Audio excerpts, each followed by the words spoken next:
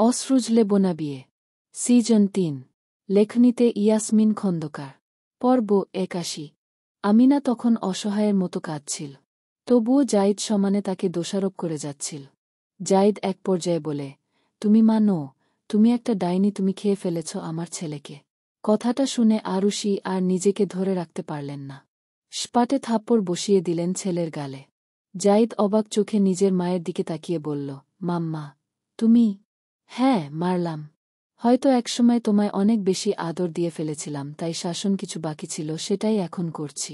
তোমাদের বংশের পুরুষদের এত মেজাজ কেন বলতে পারো? তোমাদের এই মেজাজের জন্য কতগুলো জীবন বারবার নষ্ট হয়ে যায় জানো সেটা?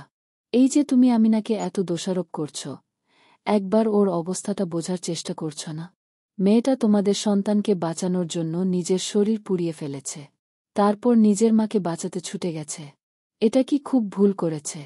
মানে এভাবে অচেনা কাউকে ভরসা করা ঠিক হয়নি, কিন্তু ওর অবস্থাটাও একবার বোঝো। কোনো মেয়ে কি তার মাকে বিপদের মুখে ঠেলে দিতে পারে? বিপদের সময় কারো এত হুঁশ থাকে? আর তুমি নিজেও বা কেমন বাবা? নিজের ছেলে হারিয়ে গেছে, তাকে খোঁজার বদলে এখানে দাঁড়িয়ে দাঁড়িয়ে নিজের স্ত্রীকে দোষারোপ করছ। জাহিদ রেগে বলে, তুমিও আমাকে দোষ দিচ্ছ। এই আমিনার জন্য তোমাকে আর আরহাকে বাড়ি থেকে বেরিয়ে যেতে হয়েছে। ওর জন্য আজ আমার ছেলেও হারালো, তাও তুমি ওকে সাপোর্ট করবে? বেশ করো, তোমাদের কাছে যখন ও বেশি আপন তখন ওকে নিয়েই থাকো। আমি তো নিজের ছেলেকে হারিয়ে ফেলেছি, জানি না আর কখনো ওকে ফেরত পাবো কিনা। কিন্তু তোমাদের সবার সাথে আজ থেকে আমার সব সম্পর্ক শেষ। আমি আর কখনো তোমাদের সামনে আসব না। বলেই জাহিদ ছুটে চলে যায়। আরহাম খান ও আকাশ তাকে আটকানোর চেষ্টা করে, কিন্তু সে সাড়া দেয় না। আরহাম খান দুঃখী চোখে আরুষি ও আরহার দিকে তাকান। নিজের ভুলে এখন তিনি অনুতপ্ত। তিনি বুঝতে পারছেন আজ যেভাবে তিনি আরুষি ও আরহার জীবনটা এলোমেলো করে দিয়েছেন, সেভাবে আজ তার ছেলেও অনেকগুলো জীবন এলোমেলো করে দিল। আমিনা পাগলের মতো করছিল নিজের সন্তানকে হারিয়ে। নিজের ছেলের একটা ছবি ছিল তার ফোনে। সে সেই ছবিটা নিয়ে বেরিয়ে পড়েছে রাস্তায়। যাকেই দেখছে তাকে দাঁড় করিয়ে নিজের ছেলের ছবি দেখাচ্ছে। আর একটাই কথা জিজ্ঞেস করছে, ওকে দেখেছেন কোথাও আপনারা?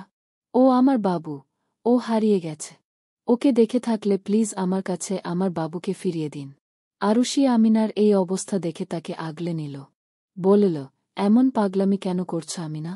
আমরা তো পুলিশের কাছে রিপোর্ট করেছি, তোমার বাবুকে তুমি আবার ফেরত পাবে, এত দুশ্চিন্তা করো না। আমিনা কাঁদতে কাঁদতে বলে, আমি আসলেই অনেক খারাপ বড় আম্মু। না আমি ভালো স্ত্রী হতে পেরেছি, না ভালো মা। তোমার ছেলে ঠিকই বলেছে, আমার জন্য ওর জীবনটা এলোমেলো হয়ে গেছে। আমার জন্য তুমি আর আরহা বাড়ি ছাড়া হয়েছ, আর আজ আমার জন্য আমার ছেলে হারিয়ে গেছে। নিজেকে এভাবে দোষ দিও না আমিনা। তুমি পরিস্থিতির শিকার ছিলে।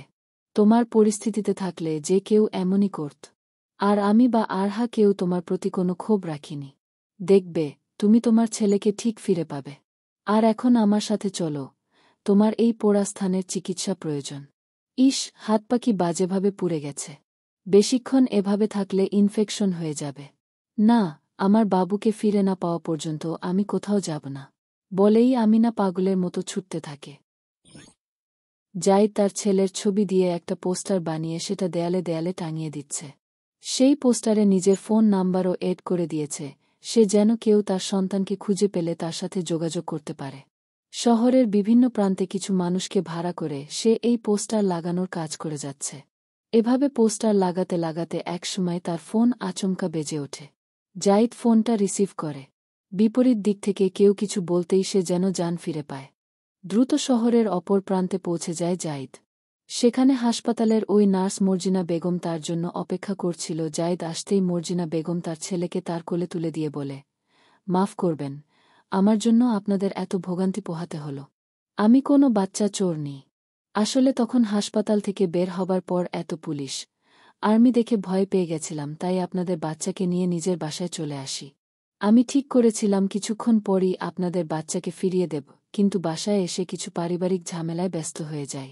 আমি হাসপাতাল কর্তৃপক্ষকেও অনেকবার ফোন করেছি, কিন্তু ব্যস্ততার জন্য মনে হয় তারা ফোন রিসিভ করেনি। তারপর আপনাদের বাচ্চাকে নিয়ে আমি হাসপাতালের দিকেই যাচ্ছিলাম। পথিমধ্যে পোস্টারটা দেখা আপনাকে কল দিলাম। জাহিদ নিজের ছেলেকে কোলে নিয়ে অসংখ্য চুমু খেয়ে বলে, আপনাকে অনেক ধন্যবাদ। এরপর হঠাৎ করে তার চোখের মনি লাল হয়ে আসে। জাইদ মনে মনে ভাবে, যদি আজ আমার সন্তান কোনো খারাপ মানুষের হাতে পড়ত তাহলে কি হতো?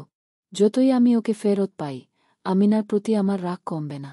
একজন মা হিসেবে ও এত দায়িত্বজ্ঞানহীন কিভাবে? নাহ, এমন একজন মায়ের তত্ত্বাবধানে আমি নিজের সন্তানকে কিছুতেই বড় হতে দেব না। প্রয়োজনে আমি নিজের ছেলেকে একা বড় করব। আমিনার জন্য আমার ছেলে আরও কোনো বিপদে পড়ুক, এটা আমি হতে দেব না। তাই জাইদ নিজের পকেট থেকে একটা চেক বের করতে মর্জিনা বেগমের হাতে দিয়ে বলে, এই নিন, এখানে ৫ লাখ টাকার চেক আছে। আপনি এই টাকাটা নিয়ে এই শহর থেকে দূরে কোথাও চলে যান। আর আমি যে আমার সন্তানকে ফেরত পেয়েছি সেটা যেন কেউ না জেনে। মর্জিনা বেগম বলেন, কিন্তু? কোনো কিন্তু না। আপনার যদি আরও টাকা লাগে আমি দেব। আপনি চট্টগ্রামে চলে যান। সেখানে আপনার একটা চাকরির ব্যবস্থাও করে দেব। আপনি শুধু আমার কথাটা রাখুন। মর্জিনা বেগমের ২ মেয়েকে নিয়ে একা সংসার, স্বামী নেই। শাশুড়ি আর নন্দের জ্বালায় তার প্রাণ ওষ্ঠাগত। তাই এটাকে একটা সুযোগ হিসেবে লুফে নিলেন। বেশ, যেমনটা আপনি বলবেন। জাইদ নিজের ছেলেকে বুকে আগলে বলে, তুমি চিন্তা করো না বাবু। পাপা তোমায় একটা নতুন জীবন দেবে। ওই পরিবারের কেউ তোমার বা আমার কারও পরোয়া করে না। তোমার জন্মদাত্রী মাও না। আর না আমার জন্মদাত্রী মা। তাই আমরা আর তাদের কাছে ফিরব না। আমি এমনিতেও কানাডায় একটা ভালো কোম্পানিতে জবের অফার পেয়েছি। এবার আমি তোমাকে নিয়ে সেখানে চলে যাব। আমাদের ২ বাপ ছেলের মাঝে আর কেউ থাকবে না। ১ মাস পর। ১ মাস পেরিয়ে গেছে। এখনও আমিনা তার সন্তানের কোনো খোঁজ পায়নি। শোকে মুহ্যমান হয়ে সে সবসময় ছুটে বেড়ায় এদিক ওদিক। জাইদ সেই যে সেদিন বেরিয়েছে আর ফেরেনি। শায়রা খান সুস্থ হয়ে নিজেকেই দোষারোপ করে বলেন, সব হয়েছে আমার জন্য। সেদিন যদি আমিনা আমাকে বাঁচাতে ছুটে না আসত তাহলে এসব কিছুই হতো না। এর মধ্যে আরুষি এসেছেন আমিনাকে সামলাতে। আরুষিকে দেখেই আমিনা আরও বেশি ভেঙে পড়ে। আরহাম খান জাইদকে ফোন করেন। এতদিন রিসিভ না করলেও আজ জাইদ ফোন রিসিভ করে। আরহাম জিজ্ঞেস করেন, তুমি কবে ফিরবে জাইদ? আমিনার অবস্থা অনেক খারাপ। একেই নিজের ছেলেকে হারিয়েছে ও। এই সময় তোমার ওর পাশে থাকা উচিত। জাইদ বলে, ছেলেকে ও একা হারায়নি, আমিও হারিয়েছি। আমি আর ফিরব না পাপা। আমি এখন বিমানবন্দরে। আজকেই আমি কানাডা চলে যাচ্ছি। আর এই দেশে ফিরব না। তোমরা সবাই আমিনাকে নিয়ে থাকো।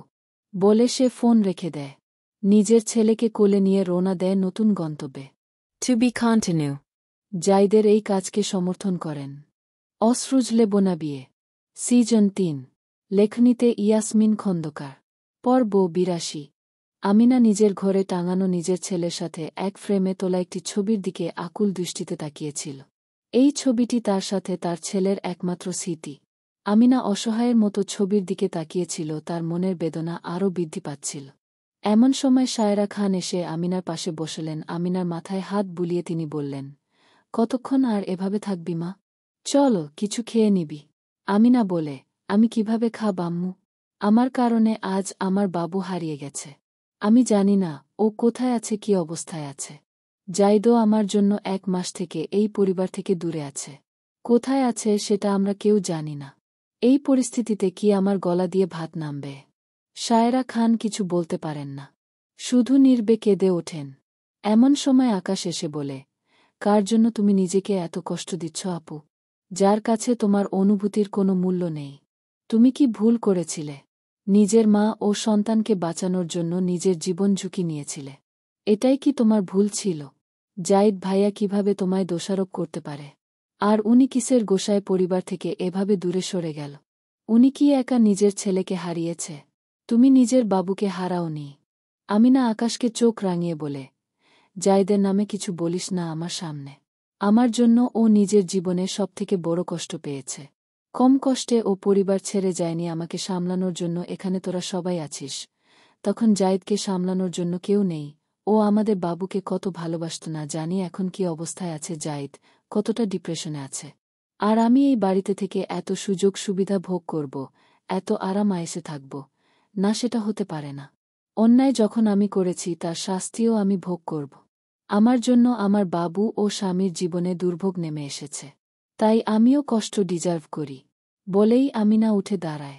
শায়রা খান বলে ওঠে, কি করতে চাইছিস তুই আমিনা? মাথা ঠান্ডা কর। আমিনা কোনো কথা না বলে সিঁড়ি বেয়ে শাটার নিচে নেমে আসে। ড্রয়িং রুমে সোফায় বসেছিলেন আরহাম খান, আফিফা খান ও নির্ঝর খান। আমিনাকে দেখেই নির্ঝর খান উঠে দাঁড়িয়ে বলেন, আমিনা, তুমি এভাবে হন্তদন্ত হয়ে কোথায় যাচ্ছ? আমিনা ক্রন্দনরত স্বরে বলে, আমার জন্য আমার বাবু নিখোঁজ হয়েছে। আমার স্বামী সেই শোকে পরিবার ছাড়া, দেশছাড়া হয়েছে, সবার সাথে যোগাযোগ বন্ধ করে দিয়েছে।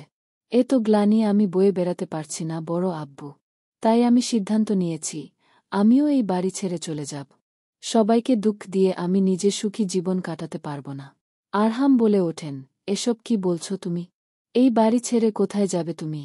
আমিনা বলে, যেদিকে দুচোখ যায় সেদিকে যাব, তুমি দয়া করে আমাকে আটকিও না। তোমার নিজের মেয়ে যখন ভুল করেছিল তখন তুমি তাকে নিজে বের করে দিয়েছ, তাই আমাকেও আজ নিজের পাপের শাস্তি পেতে দাও। এমন সময় আকাশ এসে বলে, আপু, তুমি এসব কি বলছ? তুমি কোনো দোষ করনি। নিজেকে অপরাধী ভাবা বন্ধ করো। আমিনা নিজের চোখের জল মুছে বলে, না, আমাকে আজ তোরা কেউ মানাতে পারবি না ভাইও। তাই চেষ্টাও করিস না, আমার যা সিদ্ধান্ত নেবার আমি নিয়ে ফেলেছি।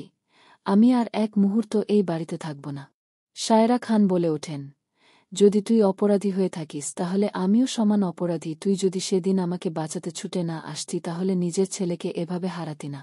তাই আমিও নিজের পাপের প্রায়শ্চিত্ত করতে চাই। আমিও যাব তোর সাথে। আকাশ করুণ স্বরে বলে, আম্মু, তুমিও এসব কি পাগলামো শুরু করলে? আফিফা খান ও নির্ঝর খান এসব ভেঙে পড়েন। নির্ঝর খান বলেন, জানি না আফিফা, কোনো পাপের ফল পাচ্ছি আমরা। আমাদের সাজানো গোছানো পরিবারটা এভাবে ভেঙে টুকরো টুকরো হয়ে যাচ্ছে, অথচ আমরা কিছু করতে পারছি না।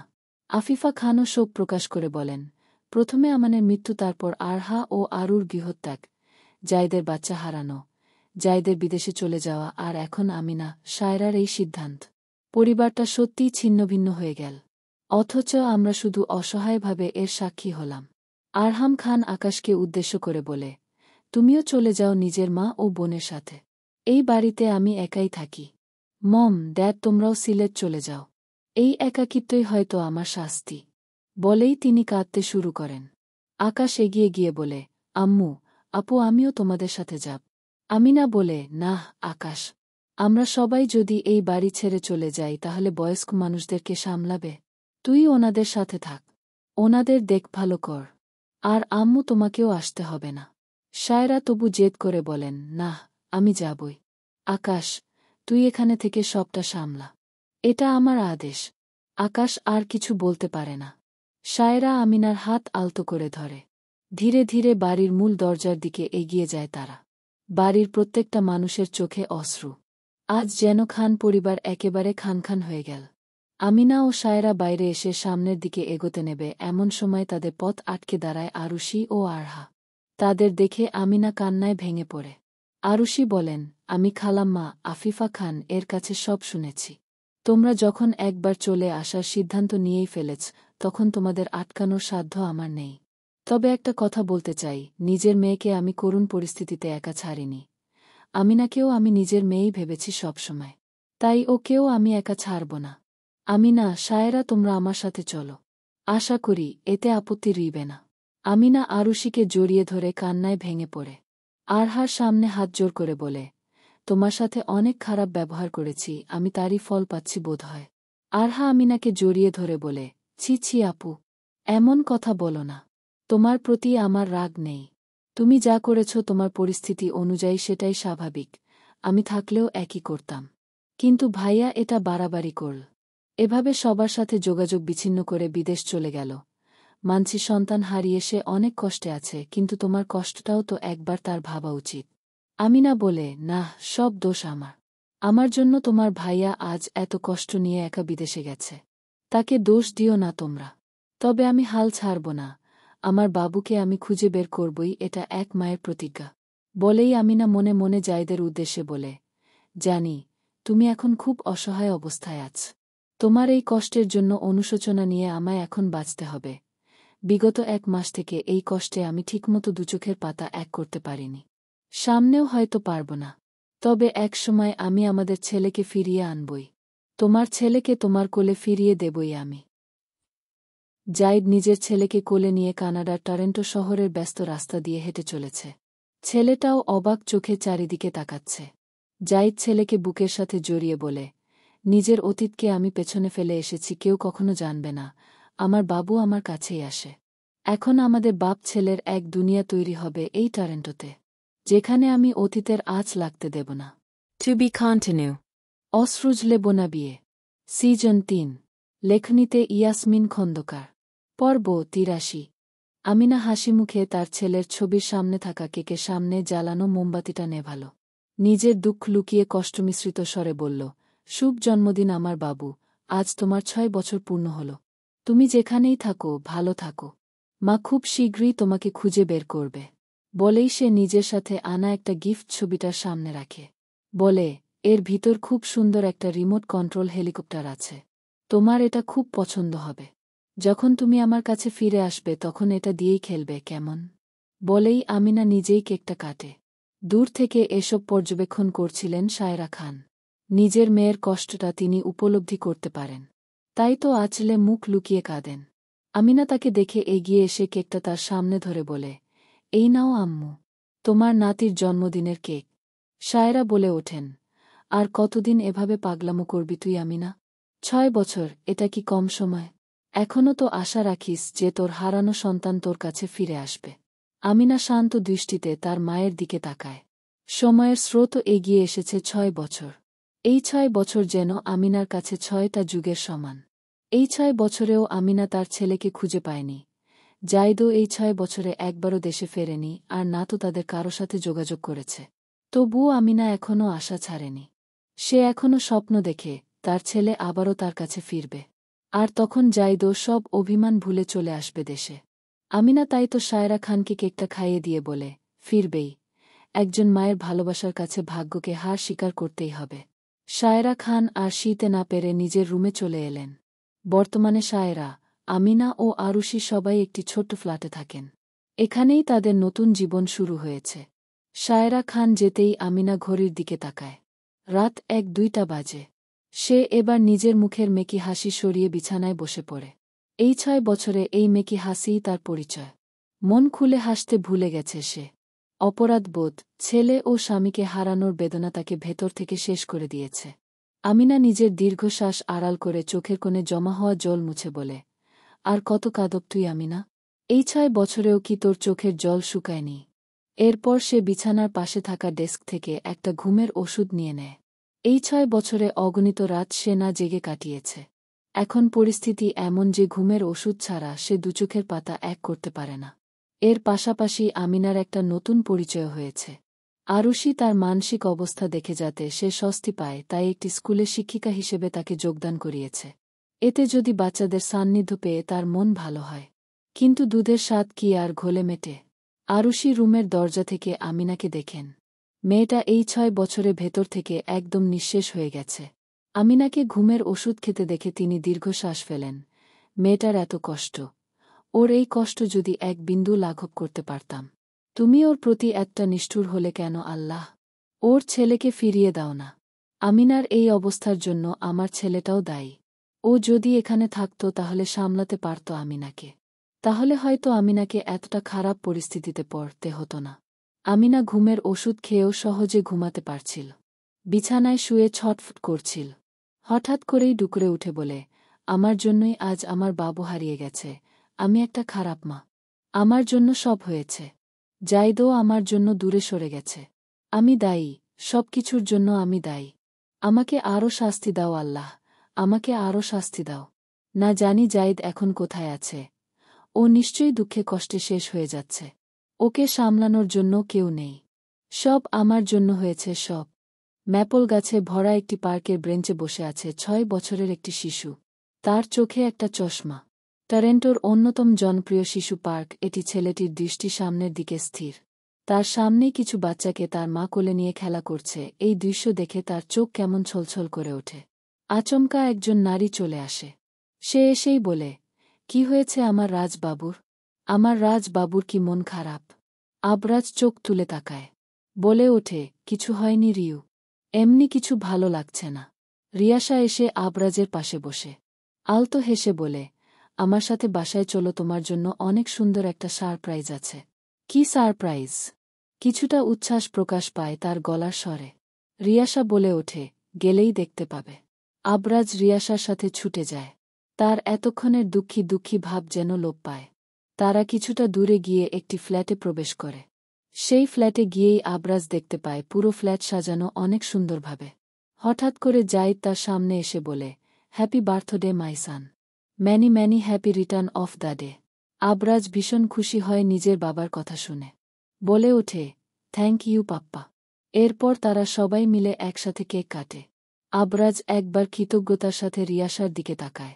রিয়াসা আজ থেকে 5 বছর আগে স্কলারশিপ নিয়ে কানাডায় পড়াশোনা করতে আসে। এখানে আসার কিছুদিন পর কাকতালীয়ভাবে তাদের দেখা হয়। সেই মুহূর্তে আবরাজকে তীব্র তিরস্কার করেছিল রিয়াসা। তাকে ফিরতে বলেছিল। কিন্তু আবরাজ রিয়াসাকে নিজের অসহায়ত্ব বুঝিয়েছে। আমিনার প্রতি তার ক্ষোভও তুলে ধরেছে। তখন রিয়াসা গলে গিয়েছিল। তাই সে আজ অবধি সত্যটা লুকিয়ে রেখেছে সবার সাথে। জাইদের এই লুকোচুরি খেয়াল তার সঙ্গ দিয়েছে। এমনকি আবরাজের জন্যেও মা হয়ে উঠেছে সে। আবরাজের কপালে চুমু খায় রিয়াসা। জাইদ আবরাজকে বলে, বলো আবরাজ, তোমার নিজের জন্মদিনে কি গিফট চাই? আবরাজ রিয়াসার দিকে তাকায়। বলে, আমাকে তুমি সব দিয়েছ পাপ্পা। আমার এখন শুধু একটাই জিনিস লাগবে। আমার মাম্মি লাগবে। আমাকে তুমি মাম্মি এনে দাও। বলেই আবরাজ তাকায় রিয়াসার দিকে। রিয়াসাও অবাক চোখে জাইদের দিকে তাকায়। আবরাজ কি চায় তারা দুজনেই বোঝে। কিন্তু তারা যে নিরুপায়। To be continue. আপনারা কি মনে করে আমিনার সাথে অনেক বেশি অন্যায় হয়েছে যা সে ডিজার্ভ করে না? অশ্রুজলে বোনা বিয়ে, সিজন 3। লেখনীতে ইয়াসমিন খন্দকার। পর্ব 84। আমিনা সকাল সকাল ঘুম থেকে জেগে ওঠে। তার শরীরটা আজ বেশি ভালো নেই। কিন্তু এতে তার কাবু হলে চলবে না। কারণ সে এখন একজন শিক্ষিকা। তাই শত শরীর খারাপের মাঝেও তাকে স্কুলে যেতে হবে। আমিনা কোনোরকমে ফ্রেশ হয়ে নিয়ে স্কুলে যাওয়ার জন্য তৈরি হচ্ছিল। এমন সময় আরুষি এসে তার সামনে রুটির থালা নিয়ে এসে বলল, স্কুলে যাবার আগে এই খাবারটুকু খেয়ে নাও। আমিনা দীর্ঘশ্বাস ফেলে বলে, অনেক দেরি হয়ে গেছে বড় আম্মু।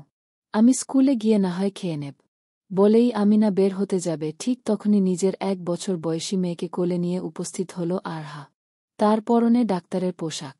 সে এসেই বলল, এভাবে না খেয়ে থাকা তো শরীরের জন্য ভালো নয় আপু। তুমি খেয়ে নাও। আমিনা আরহাকে দেখে অবাক হয়। মলিন চোখে তাকিয়ে থাকে আরহার মেয়ে নিঝুমের দিকে। নিঝুমের মুখটা ভীষণ মায়াবী। তাকে দেখলেই আমিনার নিজের ছেলের কথা মনে পড়ে যায়। নিঝুম আমিনার দিকে তাকিয়ে খিলখিল করে হাসে। আমিনার বুকে এক অদ্ভুত পীড়া শুরু হয়। আরহা এগিয়ে এসে বলে, ও বুঝি তোমার কোলে যেতে চাইছে আপু। ওকে নেবে একটু? আমিনা বলে ওঠে, না, ওকে আমার থেকে দূরে নিয়ে যাও আরহা। আমি অভিশপ্ত। আমি নিজের বাবুকে হারিয়ে ফেলেছি। আমার কাছে এলে তোমার মেয়েরও ক্ষতি হবে। যেই আমি নিজের বাবুকে সামলে রাখতে পারিনি, সে অন্যের বাচ্চাকে কি সামলাব? ওকে নিয়ে যাও। বলেই আমিনা নিজের চোখের জল মুছতে মুছতে বেরিয়ে যায়। আরহা আমিনার যাওয়ার দিকে তাকিয়ে দুঃখে মিয়ে যায়। আরুষি বলে ওঠেন, নিজের ছেলেকে হারানোর পর মেয়েটা নিজেকে অভিশপ্ত ভাবছে। ওকে আমি আর সামলাতে পারছি না। আরহা বলে, সব দোষ ব্রোর। ব্রো কেন এভাবে আমিনা আপুকে একা ছেড়ে গেল? আপু তো কোনো অন্যায় করেনি। আপু এখানে একা একা তার হারিয়ে যাওয়া ছেলেকে খুশি চলেছে। আর ব্রো আমাদের সবার সাথে যোগাযোগ বন্ধ করে রেখেছে। বিগত 6 বছরে একবার দেশে আসেনি। আমাদের সাথে যেন সব সম্পর্ক ছিন্ন করে দিয়েছে। কেন এমন করছে ও? ও কি ভাবে? ও একাই নিজের ছেলেকে হারিয়ে কষ্ট পাচ্ছে। আর আমরা সবাই খুব ভালো আছি। আরুষি বলেন, বাদ দেও এসব। তুমি নিজের কথা বলো। তোমার জীবন কেমন চলছে? আরহা হালকা হেসে বলে, আল্লাহর অশেষ কৃপায় আমি এখন অনেক ভালো আছি। মাশরাফি আর নিজের মেয়েকে নিয়ে এখন আমার সুখের সংসার। মাশরাফি তো এখন জাতীয় ক্রিকেট দলে খেলে। বর্তমানে টেস্ট সিরিজের জন্য অস্ট্রেলিয়ায় আছে। আর আমি তো মেয়েকে সামলাচ্ছি। তোমার ক্যারিয়ার ভালো চলছে তো? Whom? নিজের ছেলেকে নিয়ে গর্ব করতে না পারলেও তোমাকে নিয়ে আমি গর্ব করি আরহা। তুমি এখন শহরের একজন বিখ্যাত কার্ডিওলজিস্ট। তার উপর একজন ভালো মা, তুমি ভালো স্ত্রীও। এদিকে তোমার ভাই, ও না ভালো ছেলে হতে পারল না ভালো স্বামী। আসলে এই খান পরিবারের ছেলেরা ভীষণ অভিশপ্ত। যাদের জীবনে ওদের ছায়া পড়ে তারা একদম অভিশপ্ত হয়ে যায়। যেমন তোমার বাবার সাথে বিয়ে করে আমি কষ্ট পাচ্ছি, সেভাবে আমিনাও কষ্ট পাচ্ছে। এসব আমি মেনে নিতে পারছি না। কি আর করার মাম্মা? পাপা নিজেকে এখন সম্পূর্ণ গুটিয়ে নিয়েছে। দাদাও তো 2 বছর আগে ইন্তেকাল করেছেন। দাদি বেঁচে থাকলেও দুঃখে একদম মিয়ে গেছেন। দাদার মৃত্যুর সময় আমরা চেষ্টা করলাম ব্রোর সাথে যোগাযোগ করে তাকে দেশে ফেরানোর, কিন্তু সে আসল না জানি না কিসের এত অভিমান। আরুষি বলেন, আমি ভীষণ লজ্জিত এত স্বার্থপর একটা ছেলে জন্ম দেওয়ায়। আমি তো নিশ্চিত আমি মরে গেলেও ও দেখতে আসবে না। এসব তুমি কি বলছো মাম্মা? যা সত্য তাই বলছি। আমি তো তোমাদের 2 ভাই বোনকে সবসময় ভালোই শিক্ষা দিয়েছি। তবু কেন আমার ছেলেটা এমন হলো? বাদ দাও এসব। যা হবার হয়ে গেছে। এখন আমাদের চেষ্টা করতে হবে সবকিছু স্বাভাবিক করা। কিভাবে স্বাভাবিক হবে সবকিছু? দীর্ঘ 6 বছর থেকে কম তো খুঁজিনি আমার নাতিকে। এ তো খুঁজেও সেই নার্সের কোনো খোঁজ পাওয়া গেল না। না জানি আমার নাতিকে নিয়ে কোথায় হারিয়ে গেল সে। যতদিন না ও ফিরে আসছে ততদিন কিছু স্বাভাবিক হবে না, আমাদের জীবন এমন এলোমেলোই থাকবে। আরহা বলে, আমার কেন জানি মনে হচ্ছে খুব শীঘ্রই সবকিছু ঠিক হয়ে যাবে। আরুষি বলেন, দেখা যাক। তবে আমি চাই আমিনা একটা স্বাভাবিক জীবন পাক। এই 6 বছর আমি ওকে যেভাবে কষ্ট পেতে দেখেছি এটা ও ডিজার্ভ করে না। জাইদকে এবার আমি ফেরাবই। আর যদি ও না ফেরে তাহলে আমিনাকে মুক্তি দিক। অনেক হয়েছে আর না। এবার আমি সিদ্ধান্ত নিয়েছি আমিনার জীবনটা আবার নতুন করে সাজিয়ে দেব। প্রয়োজনে জাইদের সাথে ওর ডিভোর্স করিয়ে নিয়ে ওর জন্য একটা ভালো ছেলে খুঁজে বের করব আমি, যে ওকে সুখী করতে পারবে। এসব তুমি কি বলছো মাম্মা? ঠিক বলছি। যে কষ্টের সময় পাশে থাকে না তার কোনো যোগ্যতা নেই জীবনসঙ্গী হবার। আমিনার কখনো যোগ্যতা ছিল না আমার স্ত্রী হবার। ও আমার পুরো পরিবারকে ছিন্ন ভিন্ন করে দিয়েছিল। ওর জন্য নিজের ছেলেকেও আমি হারিয়ে ফেলতে ধরেছিলাম। এতকিছুর পর আমি আর কিভাবে নিজের ছেলেকে নিয়ে ওর কাছে ফিরতাম? রিয়াসা বলে, আমি আপনার কষ্টটা বুঝেছি। তবুও আমার মাঝে সবসময় একটা অপরাধবোধ কাজ করে জাইদ ভাই।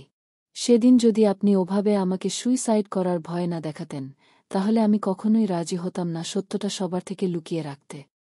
জাইদ দীর্ঘশ্বাস ফেলে। রিয়াসাকে মানানো তার জন্য সহজ ছিল না।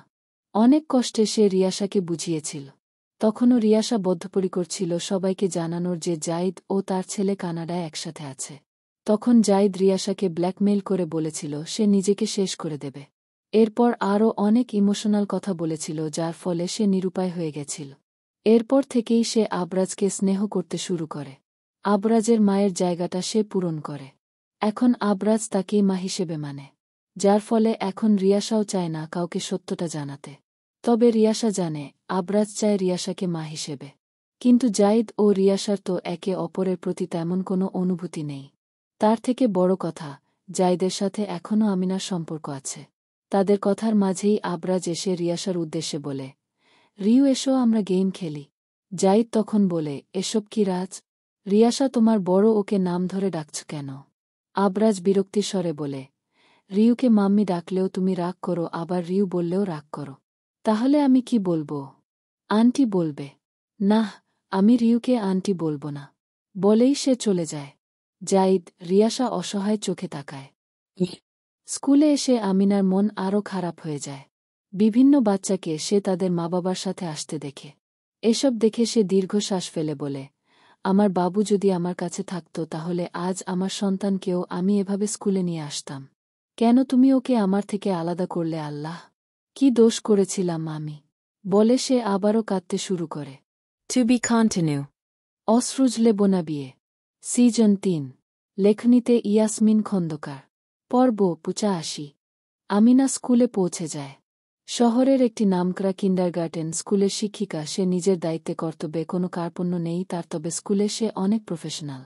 বাচ্চাদের সাথে বেশি ঘনিষ্ঠ হয় না সে। কারণ আমিনার মনে হয় সে কোনো বাচ্চার ঘনিষ্ঠ হয়ে পড়লে হয়তো সেই বাচ্চাটা বড় ক্ষতির সম্মুখীন হবে। নিজের ভাবনা থেকে বেরিয়ে দীর্ঘশ্বাস ফেলে আমিনা। রোজকার দিনের মতো আজকেও ক্লাস নিতে যায়। সে ইংলিশ পড়ায়। ইংরেজি নিয়ে স্নাতকোত্তর হওয়ায় আমিনা অনেক ভালো পড়াতে পারে বাচ্চাদের। তার পড়ানো নিয়ে কারও কোনো আপত্তি নেই। আমিনা তখন 6ষ্ঠ শ্রেণীতে বাচ্চাদের ক্লাস নিচ্ছিল, তখন একটা বাচ্চা মায়াভরা চোখে আমিনার দিকে তাকিয়েছিল। এই ছেলেটা প্রায়ই আমিনাকে এভাবে দেখে। ছেলেটার নাম রোহন। ক্লাস শেষ হতেই আমিনা হোমওয়ার্ক দিয়ে বেরিয়ে যেতে নেয়, এমন সময় রোহন এসে তার সামনে দাঁড়ায়। আমিনা কিছুটা অবাক হয়ে বলে, কিছু বলবে তুমি? রোহন হালকা হেসে বলে, আপনাকে দেখলে না, আমার নিজের মায়ের কথা অনেক মনে পড়ে যায় ম্যাম। আমিনা থমকে যায়। হালকা হাসার চেষ্টা করে বলে, কেন? তোমার মায়ের সাথে কি আমার মিল পাও? রোহন মাথা নাড়ায়। অতঃপর দুঃখ মিশ্রিত কণ্ঠে বলেন, জানেন, আমি নিজের মাকে হারিয়ে ফেলেছি। আমার মা ওই দূর আকাশের স্টার হয়ে গেছে। আমি তাকে খুব মিস করি। রোহনের কথাটা শুনে মোচড় দিয়ে ওঠে আমিনার বুক। সেও তো নিজের ছেলেকে হারিয়েছে, তাই এই বাচ্চাদের কষ্ট সে অনুভব করে। সে রোহনের মাথায় সান্ত্বনার হাত রাখে। আর কিছু বলতে যাবে এমন সময় পরবর্তী ক্লাসের টিচার চলে আসেন। তাই আমিনা কিছু না বলেই চলে আসে ক্লাস থেকে। স্কুল ছুটির পর আমিনা বের হবার জন্য রওনা দেয়। এমন সময় দেখতে পায় রোহন নামের ছেলেটা মন খারাপ করে রাস্তায় দাঁড়িয়ে আছে। আমিনা অবাক হয়, স্কুলে একটা জরুরি মিটিং থাকায় সে 2 অফিস রুমে ছিল। এতক্ষণে তো সব বাচ্চাদের বাসা চলে যাবার কথা, তাহলে রোহন এখানে কি করছে? এই ভাবনা থেকে আমিনা রোহনের দিকে এগিয়ে গিয়ে তার কাঁধে হাত রাখে। রোহন পিছন ফিরে আমিনাকে দেখে মৃদু হেসে বলে, ম্যাম আপনি? তুমি এখানে কি করছো রোহন? তোমার বাড়ির লোক কেউ নিতে আসেনি? রোহন দুদিকে মাথা নাড়ায়। আমিনা বলে, আচ্ছা, তোমার বাড়ির কারো নাম্বার বলো, আমি ফোন করছি। রোহন বলতে যাবে এমন সময় হঠাৎ সেখানে এসে দাঁড়ায় একজন বলিষ্ঠদেহী পুরুষ। বয়স তার 3-2-3 হবে। তবে এখনও তার চেহারায় সৌন্দর্য বজায় আছে। সে এসেই রোহনের উদ্দেশ্যে বলে, রোহন বেটা, এদিকে চলে আসো। রোহন লোকটাকে দেখেই হাসিমুখে এগিয়ে যায় আর বলে, আমার চাচ্চু এসে গেছে। সাফওয়ান চৌধুরী রোহনকে কোলে তুলে নেয়। তার ভাইভাবির অ্যাক্সিডেন্টে মৃত্যুর পর সে একা হাতে রোহনের দায়িত্ব সামলাচ্ছে। এখনও অবধি বিয়েও করেনি রোহনের কথা ভেবে। রোহনের মধ্যেই তার প্রাণ ভোমরা লুকায়িত। সাফওয়ান চৌধুরী রোহনের গালে চুমু খেয়ে বলে, সরি বেটা, আজ একটু লেট হয়ে গেল। তোমার কি আমার অপেক্ষায় থাকতে খুব কষ্ট হয়েছে? রোহন বলে, প্রথম দিকে কষ্ট হচ্ছিল, তারপর আমার এই ম্যাম এসে আমায় সান্ত্বনা দিল, এখন আমার ভালো ফিল হচ্ছে। সাফওয়ান এবার চোখ তুলে আমিনার দিকে তাকায়। দুজনের চোখাচোখি হয়। আমিনার চোখে তাকাতেই সাফওয়ানের অন্যরকম অনুভূতি হয়। সে একজন মনোরোগ বিশেষজ্ঞ চিকিৎসক। তাই মানুষের চোখের দিকে তাকিয়েই অনেক কিছু বুঝতে পারে।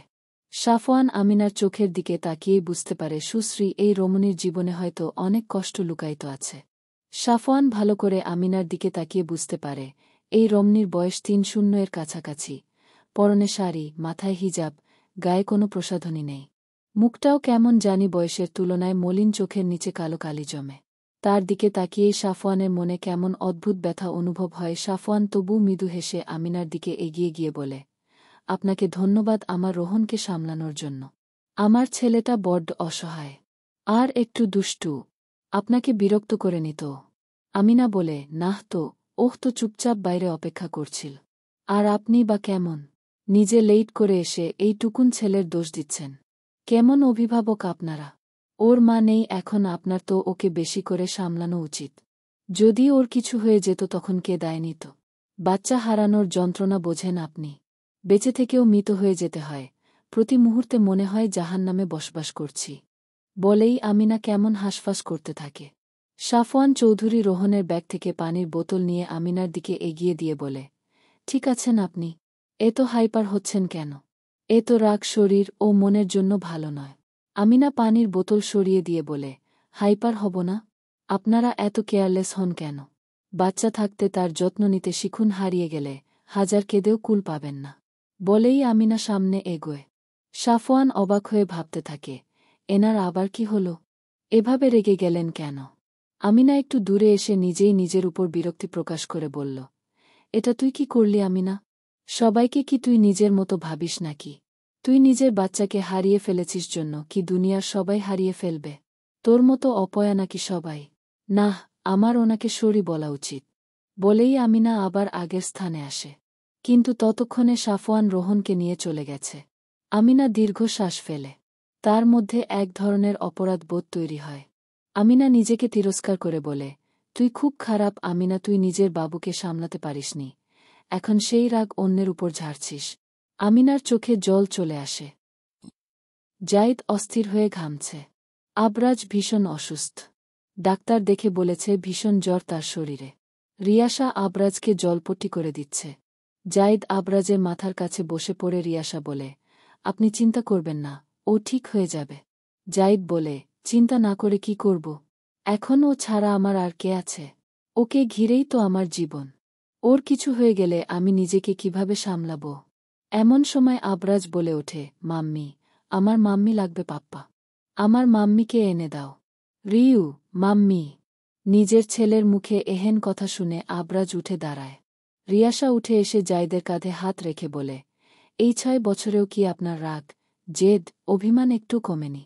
আপনি কি আর কখনো নিজের ছেলেকে নিয়ে দেশে ফিরবেন না? রাজকে ওর মায়ের কাছে ফিরিয়ে দেবেন না? জাইদের চোয়াল শক্ত হয়। সে বলে, কোনো মার কথা বলছো তুমি? যে নিজের বাচ্চাকে হারিয়ে ফেলে, নিজের বাচ্চাকে সামলাতে পারে না, তার মা হবার কোনো যোগ্যতা আছে নাকি? রিয়াসা দীর্ঘশ্বাস ফেলে বলে, আরহার সাথে আমার কথা হয় মাঝে মাঝে। ও বারবার আফসোস করে বলে, আপনার কথা। আমাকে বলে, কানাডাতেই যেহেতু আছি আপনাকে খুঁজে দেখতে। আমি ওকে মিথ্যা আশা দেই। শুধুমাত্র আপনাকে দেয়া কথা রাখার জন্য আমায় মিথ্যা বলতে হয়। ওরা কেউ আপনাকে ছাড়া ভালো নেই। আমি তো লজ্জায় আমিনা আপুর কথা জিজ্ঞেসই করতে পারি না। না জানি আমিনা আপু কেমন আছে। জাইদ উপহাস করে বলে, কেমন আবার থাকবে? ভালোই আছে।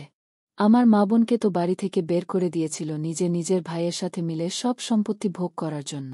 তখন না বুঝলেও এখন আমি এটা বুঝি। এখন তো সবকিছুতেই ওদের রাজত্ব নিশ্চয়ই ভালো আছে। ছেলে স্বামী হারানোর কোনো ব্যথা আর ওর নেই। থাকলে এত বছরে ঠিক আমার বা আমার ছেলের খোঁজ করত। আমার তো মনে হয় ও নিজের জন্য নতুন কাউকে খুঁজেও নিয়েছে। To be continue. অসরুজলে বোনা বিয়ে, সিজন 3। লেখনীতে ইয়াসমিন খন্দকার। পর্ব ৮৬। আমিনা স্কুল থেকে ফিরে বাসায় এসে ফ্রেশ হয়ে লাঞ্চ করে নিল। তার মনটা আজ আবারও খারাপ হয়ে গেছে। আমিনা তাই মন খারাপ করে বসে রইল বিছানায়। এমন সময় কাঁধে কারো স্পর্শ পেতেই তার চেতনা ফিরল। আরুষিকে দেখেই আমিনা বলল, বড় আম্মু তুমি? আরুষি বললেন, সব সময় এমন পেঁচার মতো মুখ বেজার করে থাকো কেন আমিনা? এই 6 বছরে একবারও তোমায় প্রাণ খুলে হাসতে দেখিনি। নিজের শরীরেরও তো কোনো যত্ন নেও না। এভাবে কি দিন চলে? আমিনা বলে, কি করব আমি? আমার জীবনেরই মাঝে মাঝে কোনো মূল্য খুঁজে পাই না আমি। সেখানে এসব বিলাসিতা। নাহ, এসব বললে আমি শুনব না। আজ তোমাকে আমি নিজের হাতে সাজিয়ে দেব। এসো তো এই দিকে। বলেই আরুষি এক প্রকার জোরপূর্বক আমিনাকে নিয়ে গিয়ে সাজাতে থাকেন। আমিনা বুঝতে পারে না কেন তাকে এভাবে সাজানো হচ্ছে। আমিনাকে খুব সুন্দর একটি জর্জেটের শাড়িও পরিয়ে দেন আরুষি। আমিনা বলে ওঠে, আজ কি আমরা কোথাও ঘুরতে যাব বড় আম্মু? নাহ, কেন আমার কি এমনি নিজের মেয়েকে সাজানোর ইচ্ছা হতে পারে না? আমিনা আর কিছু বলে উঠতে পারে না। এমন সময় আরুষির ফোন বেজে উঠতেই তিনি একটু দূরে সরে যান। আকাশ ফোন করেছে। আরুষি ফোনটা রিসিভ করতেই আকাশ বলে ওঠে, ওদিকের কি অবস্থা বড় আম্মু? আপুকে সাজানো কমপ্লিট। ওকে সাজালাম, কিন্তু আমার কাছে ব্যাপারটা কেমন লাগছে। এভাবে আমিনার থেকে কথাটা লুকানো কি ঠিক হচ্ছে? আকাশ বলে, আপুকে সবটা বললে ও কখনোই রাজি হতো না, তাই ওর থেকে লুকিয়েই আমাদের সবটা করতে হবে। তুমিও তো এটা মানো তাই না যে আপু জীবনে একটু সুখ ডিজার্ভ করে? বিনা দোষে আমার আপু 6 বছর অনেক সাফার করেছে, আমি তাকে আর সাফার করতে দিতে পারি না। জাইদ ভাইয়া তো বিদেশে গিয়ে নিজের নতুন জীবন শুরু করেছে, তাহলে আপু কেন পারবে না? আপুও তার নতুন জীবন শুরু করবে। আরুষি দীর্ঘশ্বাস ফেলেন। তিনি নিজের চোখের সামনে আমিনাকে 6 বছর তরপাতে দেখেছেন, তাই আকাশের কথার সাথে তার দ্বিমত নেই। মেয়েটা সত্যিই জীবনে একটু সুখ ডিজার্ভ করে। সাফওয়ান চৌধুরী বাড়িতে ফিরে রোহনকে গোসল করাল। তারপর নিজের হাতে তাকে খাইয়েও দিল। এমন সময় সাফওয়ান চৌধুরীর মা সালমা চৌধুরী এসে বললেন, রোহন দাদুভাই, তুমি একটু নিজের রুমে যাও তো। আমার তোমার চাচ্চুর সাথে জরুরি কথা আছে। রোহন বাধ্য ছেলের মতো উঠে চলে যায়। সাফওয়ান তার মায়ের দিকে তাকিয়ে বলে, কি কথা আম্মু? সালমা চৌধুরী দীর্ঘশ্বাস ফেলে বলেন, আমি জানি আমার কথা শুনে বরাবরের মতো তুই নাখোশ হবি, কিন্তু আমার কথাটা তোকে রাখতে হবে। জীবন এতটা সহজ নয় যতটা তুই ভাবিস। আজ আমি আছি জন্য তুই রোহনকে সামলাতে পারছিস, কিন্তু যখন আমি থাকব না তখন কি হবে? তুমি যা বলার সোজাসুজি বলো। এত ঘোরানো পেঁচানো কথা আমি বুঝতে পারছি না। দেখো, তোর ভাইয়া ভাবির মৃত্যুর পর তুই একা হাতে রোহনের সব দায়িত্ব সামলাচ্ছিস। যাতে ওর প্রতি তোমার ভালোবাসা ও দায়িত্বের কোনো খামতি না হয়, তাই তুই বিয়ে করতেও রাজি নস। কিন্তু বিয়ে একটা ফরজ কাজ। এভাবে বিয়ে না করে জীবন কাটানো যায় না। আমি তোর জন্য আজ একটা মেয়ে। সাফওয়ান চৌধুরী বিরক্তির স্বরে বলে, আম্মু, এ ব্যাপারে তো আমি অনেক আগেই স্পষ্ট করে বলে দিয়েছে যা বলার। তবুও কেন তুমি বাড়াবাড়ি করছ? আমি বিয়ে করব না মানে না। সালমা চৌধুরী বলেন, আজ এসব জেদ করে তুই পার পাবি না। তুই যদি আজ মেয়েটাকে দেখতে না যাস তাহলে কিন্তু আমার মরা মুখ দেখবি। আম্মু, এটা কিন্তু ইমোশনাল ব্ল্যাকমেইল হয়ে গেল। যদি তুই এটা ভাবিস তো তাইসি, কিন্তু আমার কথা তোকে রাখতে হবে। অগত্যা সাফওয়ান চৌধুরীর আর কিছু করার ছিল না। সে নিজের মায়ের কথায় রাজি হয়ে যায়। হার স্বীকার করে বলে, বেশ, তুমি যখন এত করে বলছো তখন আমি মেয়ে দেখতে যাব। তবে আমার ইচ্ছার বিরুদ্ধে গিয়ে বিয়ে করতে আমি পারব না। আগে মেয়েটার সাথে দেখা কর, তারপর যা সিদ্ধান্ত নেবার নিবি। জাইদ আবরাজকে জড়িয়ে ধরে শুয়ে আছে। আবরাজ ইদানিং ভীষণ অসুস্থ থাকে। আবরাজ নিভু নিভু চোখে তাকিয়ে জাইদকে বলে, পাপ্পা, আমাকে মাম্মি এনে দাও না, তাহলে আমি একেবারে সুস্থ হয়ে যাব। জাইদ কি বলবে কিছু বুঝতে পারে না। সে শুধু আবরাজের মাথায় হাত বুলিয়ে বলে, এসব কথা পরে আলোচনা করা যাবে। আপাতত তুমি ঘুমাও। আবরাজ জেদ করে বলে, না, আমার মাম্মি চাই। রিউকেই আমার মাম্মি বানাতে হবে তোমায়। রিউ ছোট থেকে আমার খেয়াল রাখে, আমাকে আদর করে। অন্য বাচ্চার মাম্মিরা তাদের জন্য যা করে রিউ সেই সব কিছু আমার জানি করে। তাহলে কেন আমি ওকে মাম্মি ডাকতে পারব না? জাইদ বুঝতে পারে না তার ছেলেকে কিভাবে কি বোঝাবে। এমন সময় আবরাজ বলে ওঠে, যদি তুমি আমাকে মাম্মি এনে না দাও তাহলে আমি তোমার থেকে অনেক দূরে চলে যাব। এত দূরে যে তুমি আমায় আর কখনোই খুঁজে পাবে না। জাইদের বুকটা মোচড় দিয়ে ওঠে। এখন তো আবরাজ ছাড়া তার আপন বলতে কেউ নেই। জাইদ আবরাজকে আগলে নিয়ে বলে, এমন কথা বলে না রাজ। তুমি আমাকে ছেড়ে গেলে আমি কি নিয়ে বাঁচব? তাহলে আমায় কথা দাও, আমার জন্য তুমি মাম্মি নিয়ে আসবে। রিউকেই আমার মাম্মি বানাবে। জাইদ চোখ বন্ধ করে। তার সামনে আমিনার মুখশ্রী ভেসে ওঠে। একসময় তো আমিনাকে খুব ভালোবাসত সে। সেই কিশোর বয়স থেকেই আমিনা ছিল তার সব। তাকে ঘিরে কত স্বপ্ন সাজিয়েছিল। আমিনার সাথে কাটানো সব স্মৃতি তার মনে পড়ে যায়।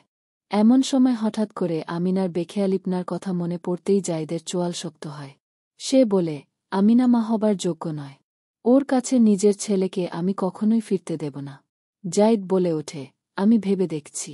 রিয়াসার সাথে এবার জাইদকে কথা বলতে হবে। রিয়াসা আবরাজের প্রতি স্নেহশীল হলেও জাইদকে সেই নজরে দেখে না। তাই তার মতো ছাড়া কোনো সিদ্ধান্ত নিতে পারবে না জাইদ। সালমা চৌধুরী, সাফওয়ান চৌধুরী ও রোহন এসে বসেছে আমিনাদের বাসায়। আরুষি তাদের আপ্যায়ন করছেন। আকাশও ততক্ষণে সেখানে উপস্থিত হয়েছে। শায়রা খান এসব কিছু বুঝতে পারছে না। তিনি নিজের পাশে দাঁড়ানো আকাশকে জিজ্ঞেস করেন, তোরা এসব কি করছিস আমি বুঝতে পারছি না। সকাল থেকে আমি আর আরুষি আপু মিলে এত রান্না করলাম, কেন করলাম কিছুই জানালেন না উনি। এখন আবার এনারা কারা এসেছেন? এনাদের তো আমি চিনিও না। আকাশ বলে, একটু অপেক্ষা করো, সব জানতে পারবে। সাফওয়ানের ভীষণ অস্বস্তি হচ্ছিল। সে চুপচাপ গম্ভীর মুখে বসেছিল। সালমা চৌধুরী বলে ওঠেন, মেয়ে কোথায়? তাকে নিয়ে আসা হোক। শায়রা খান তার কথা শুনে অবাক হয়ে বলে, এসবের মানে কি? আকাশ বলে, আমরা যা করছি আপুর ভালোর জন্যে করছি। কিন্তু আমিনা এখনও বিবাহিত। তোরা ওকে না জানিয়ে এভাবে বিয়ে? এটা কেমন বিয়ে? জাইদ ভাইয়া 6 বছরে আপুর কোনো খোঁজ নিয়েছে? আপু বেঁচে আছে না মরে গেছে সেটাও তো জানতে চায়নি। তাহলে আপুর কি দায় এভাবে একতরফাভাবে সম্পর্ক টিকিয়ে রাখার? এভাবে একটা সম্পর্ক শেষ হয় না আকাশ। আমিনা কখনো মানবে না। আর আমিও চাই না আমিনা জাইদের সম্পর্কটা এভাবে শেষ হোক। আমিও আশাবাদী ওদের ছেলে একদিন ফিরবে। এমন সময় আমিনাকে নিয়ে আসা হয়। রোহন আমিনাকে দেখেই হাসিমুখে বলে, আমিনা মিস। আমিনা রোহন, সাফওয়ান চৌধুরীকে দেখে হতবাক হয়ে যান। সে ভাবে, এনারা কেন এসেছেন এখানে? To be continue. অসরুজলে বোনা বিয়ে, সিজন 3। লেখনীতে ইয়াসমিন খন্দকার। পর্ব 87। আমিনা অবাক হয়ে তাকিয়েছিল সামনের দিকে। এমন সময় আরুষি এসে আমিনার হাত ধরে ভরসার সুরে বললেন, এখানে যা হচ্ছে ভালোর জন্যই হচ্ছে। দয়া করে রাগারাগি করো না। আমিনা বলে ওঠে, কিন্তু ওনারা কারা আর এখানে কেনই বা এসেছেন? তুমি আমাকে ওনাদের সামনে সেজেই বা আসতে বললে কেন বড় আম্মু? এমন সময় সালমা চৌধুরী বলে ওঠেন, এই কি তবে পাত্রী? আমিনা দুয়ে দুয়ে 4 মিলিয়ে নেয়। অতঃপর অভিমানী দৃষ্টিতে আরুষির দিকে তাকায়। ব্যথিত স্বরে বলে, এসবের মানে কি বড় আম্মু? আমি তোমাদের কাছে এতটাই বোঝা হয়ে উঠেছি যে আমাকে এভাবে তাড়াতে চাইছ। আরুষি কিছু বলার চেষ্টা করে, কিন্তু আমিনা তার কোনো কথা না শুনেই সালমা চৌধুরী ও সাফওয়ান চৌধুরীর সামনে এসে হাত জোর করে বলে, আপনাদের কাছে আমি ক্ষমা প্রার্থী। এখানে কিছু ভুল বোঝাবুঝি হয়েছে। আপনারা হয়তো এখানে আমাকে দেখতে এসেছেন, কিন্তু এটা সম্ভব নয়, কারণ আমি একজন বিবাহিতা নারী। কথাটা শুনেই সালমা চৌধুরী উঠে দাঁড়ালেন। হতবাক স্বরে বলেন, মানে কি এসবে? আমাদের এটা আগে জানানো হয়নি কেন? আকাশ এগিয়ে এসে বলে, আপু, কিসের বিবাহিত তুমি? বিগত 6 বছরে তোমার স্বামী তোমার কোনো খোঁজ নিয়েছে?